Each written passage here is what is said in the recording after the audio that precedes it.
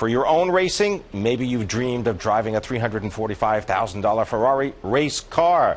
Bloomberg Auto columnist Jason Harper, he doesn't dream, he drives. Jason, it's a pleasure. Always good to be on, Pim. Okay, yeah, always good compared to being in the seat of a Ferrari. Tell me what it was, what happened, where'd you go, what'd you do, what'd you see?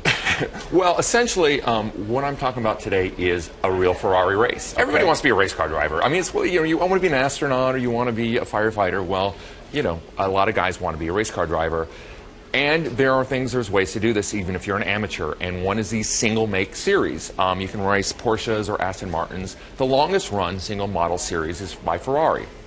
And essentially, you buy the race car, which is about $350,000, and you can race eight races in a season around the U.S. and Canada against other amateurs. But it's competitive. These guys are really serious, and you get to drive some of the world's most famous tracks. Okay, so where did you go?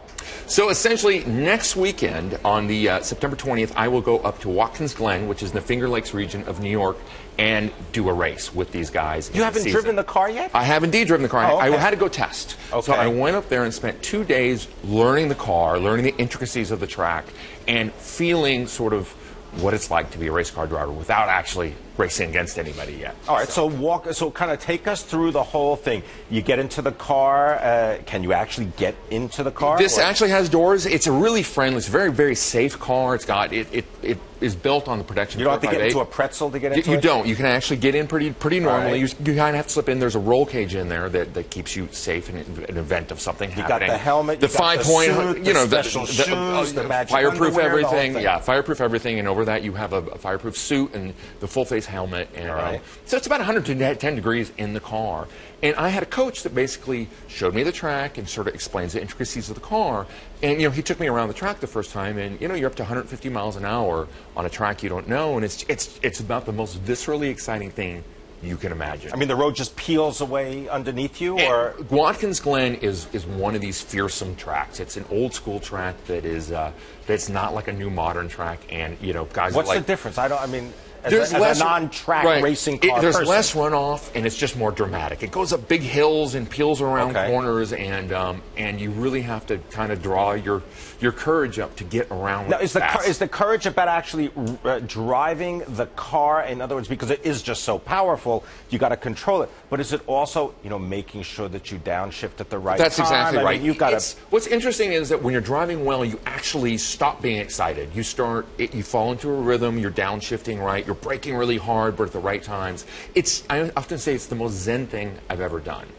You know, you have to calm down. How long does it last? In other words, how long are you actually in the car? It's a 3.4-mile track. The race will be 35 minutes each. There'll be a race on Saturday and a race on Sunday. What's weird about it is 35 minutes feels like an eternity in the car. You know, you think, because it's just the G-forces are pressing on your body. It's hot in there. It's physically exhausting. Really? So, when you got out, I mean, were you just like completely I was drained? drenched. I might as well walked into a shower with my race suit on, is what I felt like. But it's the most exciting thing I've ever done.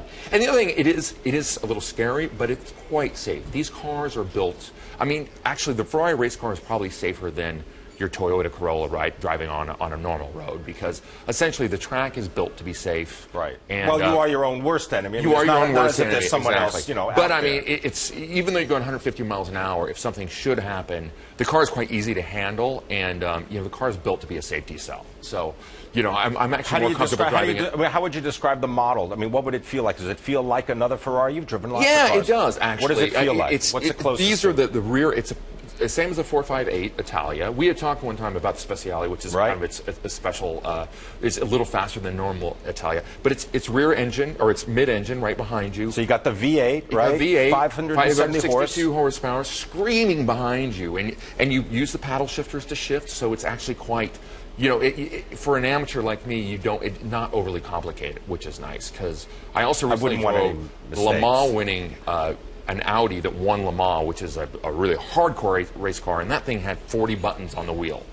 And that's very different than Can you spend sometime in the future? Tell us all about that. We're gonna have some video of that in the future as well, which was pretty neat. What do you listen to on the radio when you go? No, nothing, right? No, not much of that there is. Yeah.